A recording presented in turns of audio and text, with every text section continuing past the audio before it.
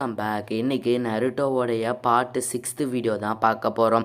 அதுக்கு முன்னாடி part 5, part 4, part 3, part 2, part 1 நீங்கள் பார்க்கலன்னா ஆல்ரெடி சேனலில் அப்லோட் பண்ணியிருக்கேன், மறக்காமல் போய் பார்த்துட்டு வந்துடுங்க. இப்போ பார்ட் 6ல் நம்மளுடைய ககாஷி டாகை சம்மன் பண்ணி நீ போய் தேடிட்டு வா அப்படின்னு கொடுத்துட்றாரு அந்த கிளாத்தை.